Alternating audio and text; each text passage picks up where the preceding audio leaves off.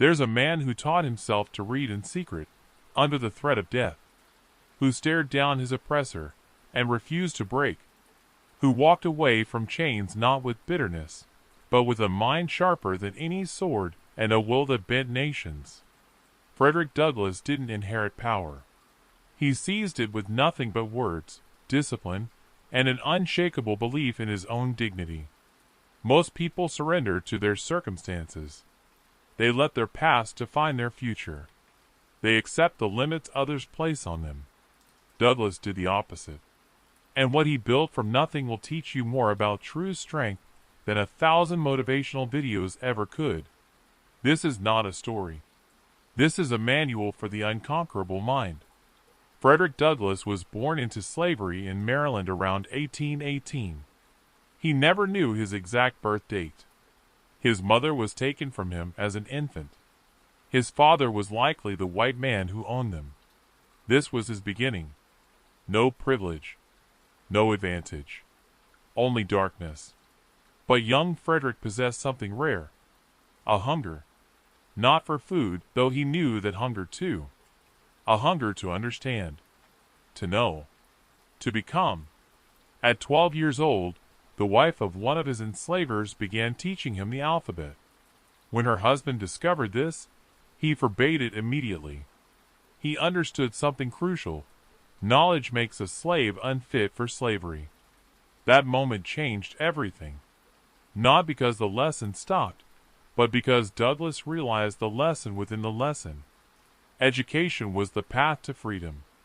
So he taught himself, in secret, trading bread with poor white children for reading lessons, studying newspapers he found discarded, practicing writing in the dirt with sticks.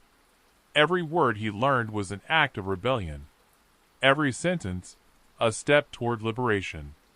At 16, he was sent to a brutal slave breaker named Edward Covey, a man whose job was to crush the spirit of defiant slaves. For months, Douglass endured savage beatings, until one day he decided no more. When Covey came at him again, Douglass fought back. They battled for 2 hours. Covey never touched him again.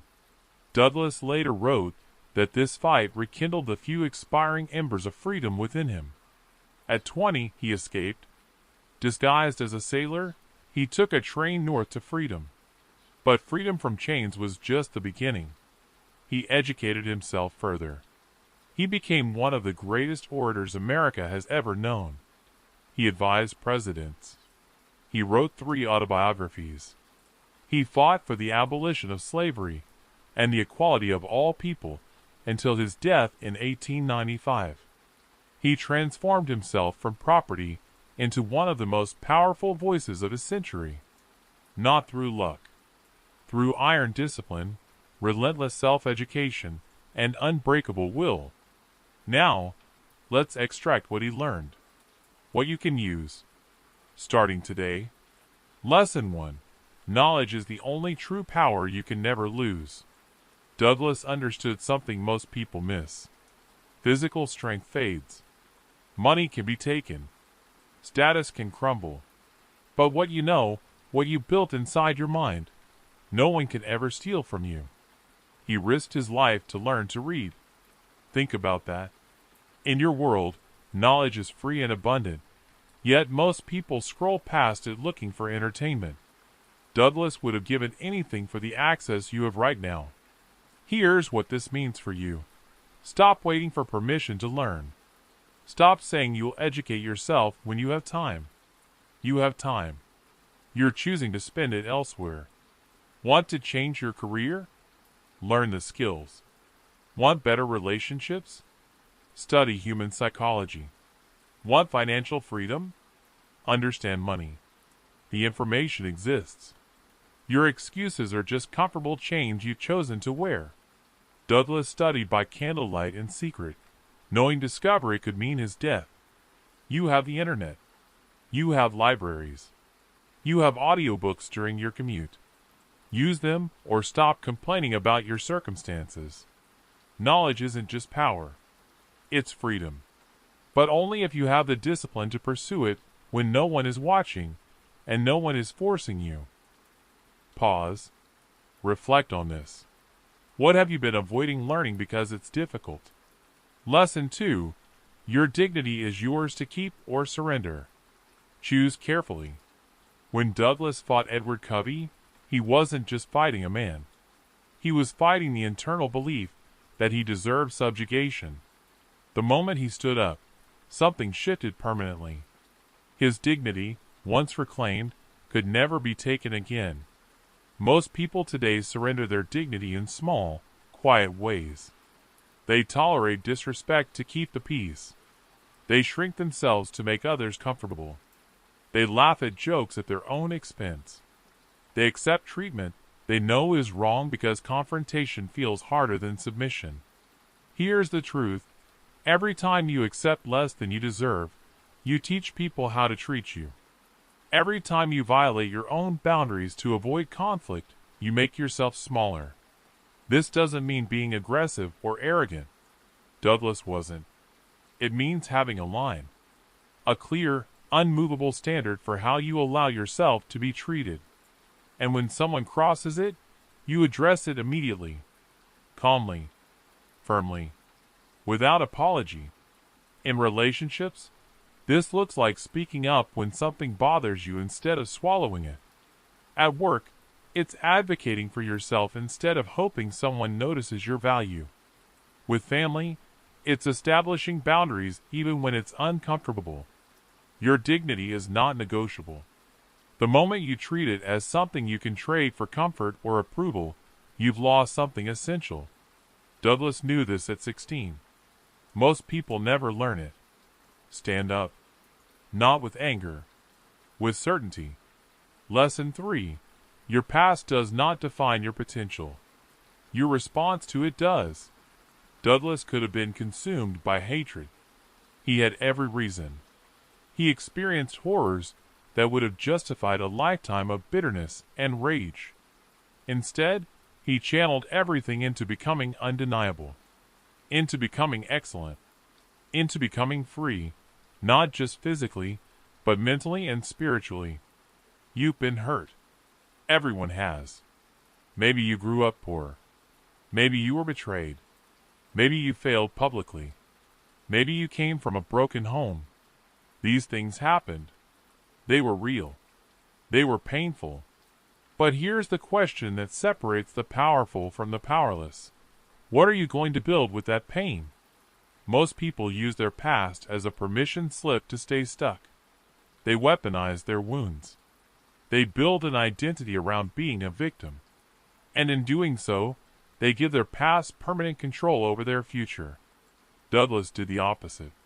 He took his deepest wounds and transformed them into his greatest weapons. His experience with slavery didn't weaken his voice. It gave him moral authority no one could challenge. His suffering became his strength, but only because he refused to let it define him. This is about ownership. You don't control what happened to you, but you absolutely control what you do next. You can use your past as an excuse or as fuel. You can let it trap you or propel you. Look at your life. What story are you telling yourself about why you can't move forward? Is it true, or is it just comfortable? Because Douglas's obstacles were literal chains. Yours are probably mental ones. And those, unlike his, you have the key to. Unlock yourself. Use what hurt you to build something unbreakable.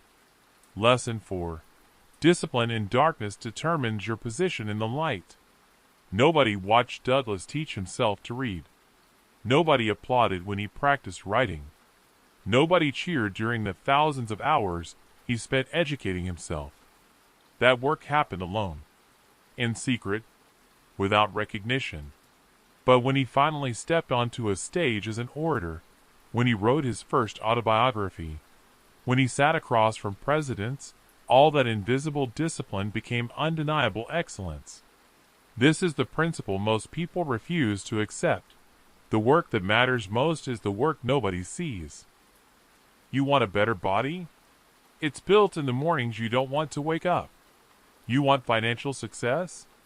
It's created in the hours you study while others watch television. You want a great relationship? It's forged in the daily, unsexy work of showing up and being present. Everyone wants the visible results, the applause, the recognition, the transformation. But very few are willing to do the invisible work that creates those outcomes. Douglas understood that private discipline creates public results. He spent years in obscurity, building himself, sharpening his mind, preparing for opportunities that didn't yet exist.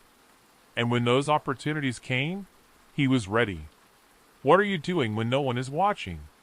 That's the real question, because that's what determines everything. Are you scrolling? Distracting yourself? Taking the easy path? Or are you building, learning, practicing, improving? The darkness is where you build yourself. The light is just where people finally notice. Do the work nobody sees. Become undeniable in silence. The world will have no choice but to recognize you eventually. Lesson 5. Your words are weapons. Master them or be defeated by those who have. Douglas defeated slavery with words. Not primarily with violence or force, but with language so powerful it moved nations. He understood that the most dangerous person in any room is the one who can articulate truth in a way that cannot be ignored. His speeches changed minds. His writing shifted culture. His words gave voice to millions who had none. And he built this power deliberately, through relentless practice and study. In your life, your ability to communicate clearly determines almost everything. Your career advancement often depends more on how you present ideas than the ideas themselves. Your relationships thrive or fail based on whether you can express your needs and understand others. Your self-respect grows when you can articulate and defend your boundaries. Yet most people communicate carelessly. They speak without thinking. They text instead of talk when it matters. They avoid difficult conversations. They assume others should just understand them without clear expression. Here's what Douglas would tell you. Study language. Read deeply. Write regularly. Practice speaking your truth clearly and calmly.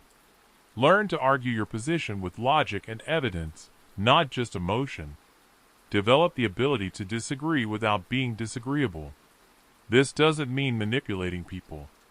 It means respecting the power of words enough to use them precisely. When you speak, people should listen because what you say is worth hearing.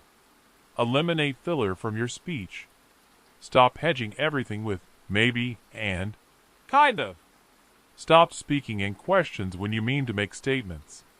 Say what you mean what you say. Master language or spend your life at the mercy of those who have. Your voice is your power. Sharpen it. Lesson 6. Freedom is not given. It is taken by those brave enough to risk everything for it.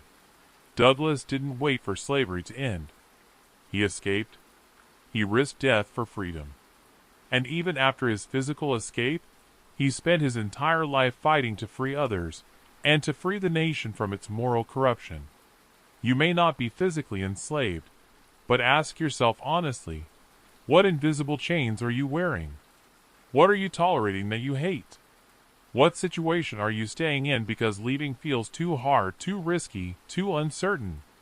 Most people are imprisoned by comfort, by familiarity, by the fear of the unknown. They stay in jobs that crush their soul because the paycheck is predictable. They remain in relationships that died years ago because being alone feels scarier than being miserable with someone. They live in cities they hate, maintain friendships that drain them, follow paths they never chose. And they call this stability. Douglas would call it cowardice. Real freedom requires risk. It requires stepping into uncertainty. It requires the willingness to potentially fail in pursuit of something true rather than succeed at something false. Douglas had no guarantee his escape would work. He could have been caught, beaten, killed. but he decided that a chance at freedom was worth more than the certainty of chains. What chains are you accepting? What would your life look like if you had the courage to break them? Not recklessly, but deliberately. With planning. With preparation. But ultimately with action. You already know what you need to change. You know what's keeping you small. The question is whether you'll stay comfortable or whether you'll risk temporary instability for permanent freedom. Douglas chose. Now you choose. Lesson 7. Self-respect is earned through self-discipline, not granted by others' approval. Douglas didn't need white society to validate his humanity to know he was human. He didn't wait for laws to change to believe in his own worth. His self-respect came from within, built through his daily choices, his commitment to excellence, his refusal to accept others' degrading definitions of him. This is critical. You will never feel truly confident if your self-worth depends on external validation. If you need others to approve of you to feel good about yourself, you're giving them control over your emotional state. You've made yourself a slave to opinion. Real self-respect comes from keeping promises to yourself. It comes from doing what you said you'd do, even when you don't feel like it. It comes from living according to your own standards, not the fluctuating judgments of others. Every time you follow through on a commitment to yourself, your self-respect grows. Every time you break a promise to yourself, it diminishes. This is why discipline and self-respect are inseparable. If you say you'll work out, and you don't, you're teaching yourself that your word means nothing. If you commit to a goal and abandon it when it gets hard, you're programming yourself to fail. If you constantly seek validation from others, you're admitting you don't trust your own judgment. Build self-respect by becoming someone whose word you can trust. Start small. Keep one promise to yourself today, then another tomorrow. Stack these wins. Your confidence will grow not from affirmations or achievements, but from the knowledge that you are reliable to yourself. Douglas respected himself because he earned it daily. So can you. Lesson 8. Silence in the face of injustice is participation in it. Douglas could have escaped slavery and lived quietly. He could have enjoyed his personal freedom and stayed silent. Instead, he made himself a target by speaking out. He risked his safety repeatedly because he understood that freedom means nothing if you only claim it for yourself. You witness injustice. Maybe it's subtle. Maybe it's someone being disrespected in your presence. Maybe it's watching someone be excluded or diminished. Maybe it's systemic. The question is, what do you do? Most people stay silent. It's easier. It's safer.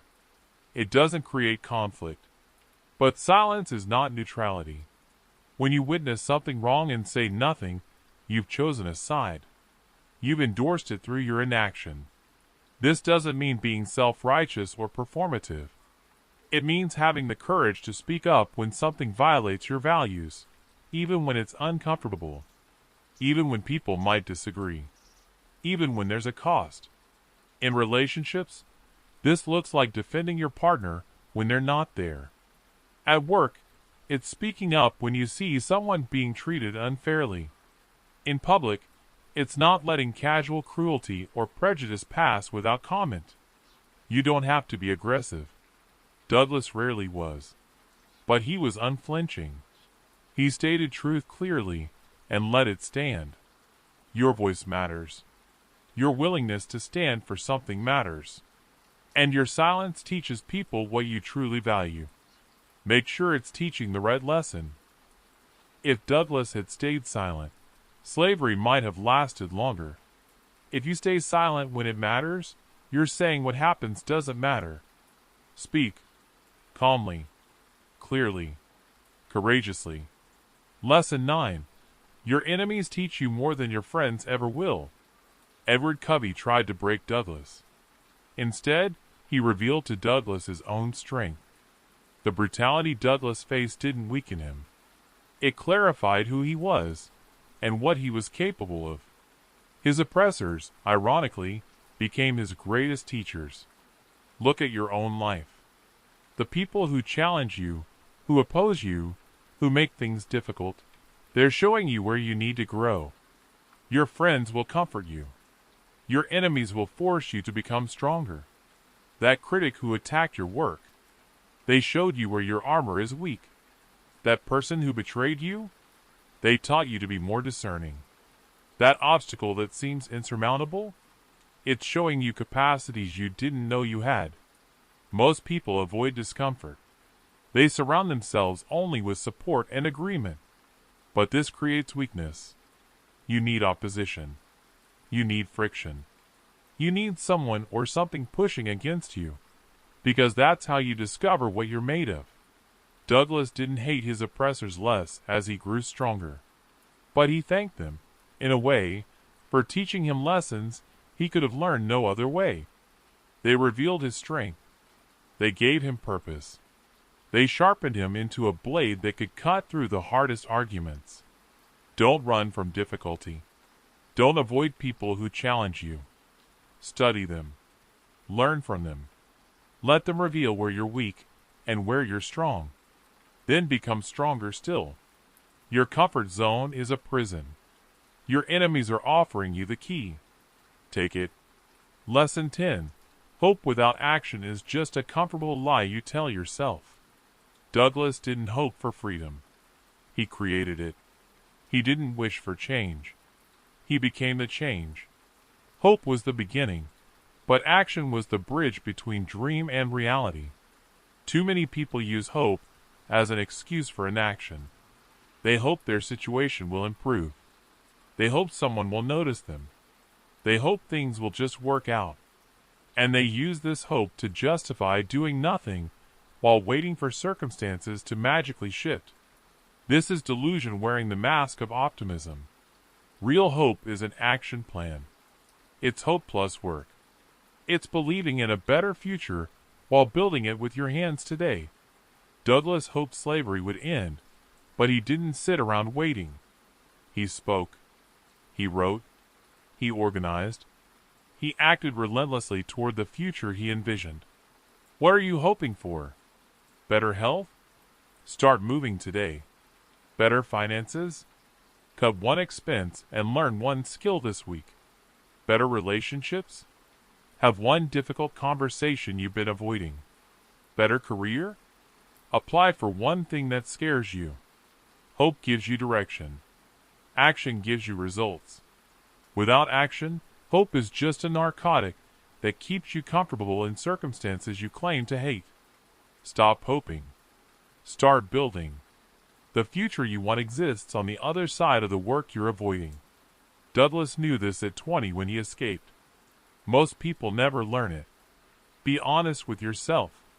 If you're not willing to act, you don't actually want change. You want the fantasy of change without the discomfort of transformation. And that will keep you exactly where you are. Move. Today. Now. Small steps count. But move. Lesson 11. Excellence is the most powerful form of resistance. Douglas didn't just escape and survive. He became exceptional. He became one of the finest orators of his era. One of the most powerful writers. One of the most influential thinkers. He didn't just prove he deserved freedom. He proved that the entire system that had enslaved him was built on a lie. When people doubt you, when systems are stacked against you, when you're starting from behind, there's one response that cannot be argued with: undeniable excellence. Be so good they can't ignore you. Be so skilled they can't deny you. Be so excellent that their prejudices and assumptions shatter against the reality of what you built. This applies everywhere. In your career, be the best at what you do. Not for recognition, though that will come. For yourself, because excellence is its own reward and its own protection. In your relationships, be the partner who shows up, who communicates, who grows. In your health, be disciplined and consistent. Excellence doesn't mean perfection. It means commitment to continuous improvement. It means refusing to accept mediocrity from yourself even when the world would accept it from you. Douglas could have been bitter and angry and justified in both. Instead, he channeled everything into becoming undeniable. And in doing so, he destroyed the arguments of those who claimed people like him were inferior. Whatever room you walk into, whatever challenge you face, whatever doubt exists about you, let your excellence be your answer. Not your words, not your excuses. Your work, your results, your character. Master your craft. Develop your mind. Build your character. Become undeniable. That's how you win. Lesson 12. Your freedom means nothing if you don't use it to free others. Douglas didn't escape and disappear. He risked everything by returning, metaphorically and literally, to help others find their way out. He understood that true freedom isn't just personal. It's collective. It's using what you've gained to lift others. You've learned things. You've overcome things. You've built things. The question is, what are you doing with that knowledge and strength? Most people, once they achieve some success, pull the ladder up behind them. They forget where they came from. They hoard their knowledge. They see others' success as competition rather than community. Douglas did the opposite. Every platform he gained, he used to speak for those who had no voice. Every skill he developed, he deployed in service of liberation. Not just his own. Everyone's. This is about legacy. What mark are you leaving? Are you just consuming, taking, building for yourself? Or are you contributing something that will outlast you? Mentor someone. Share what you know. Help someone who's where you used to be. Use your voice for those who don't have one. Not for credit. Not for recognition. Because it's the right thing to do. Your strength is wasted if it only serves you. Your knowledge is incomplete if you never teach it. Your freedom is hollow if you enjoy it while others suffer. Douglas understood that his life only had meaning if it contributed to something larger than himself. He could have been comfortable. He chose to be consequential.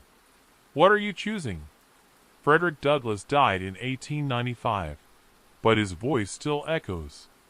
Not because he was lucky, not because he was given opportunities, because he created himself from nothing, because he refused to accept the limits others placed on him, because he understood that freedom, dignity, and power are not granted. They are seized by those brave enough to claim them. He faced obstacles you and I cannot imagine, and he transformed them into fuel. He turned pain into purpose. He turned oppression into oratory. He turned chains into a legacy of liberation. And here's what that means for you, sitting here right now. You have no excuse. You have access he would have died for. You have freedom he fought wars to achieve. You have resources beyond his wildest dreams. The only thing stopping you is you. Your fear. Your comfort. Your excuses. Douglas would look at your life and see unlimited potential. He would see opportunities everywhere. He would see a world where you can learn anything, become anything, build anything. And he would ask you one simple question. What are you doing with it? Are you building yourself in the darkness like he did? Are you standing up for your dignity? Are you taking your freedom seriously? Are you mastering your voice? Are you becoming undeniable through discipline and excellence? Or are you wasting it?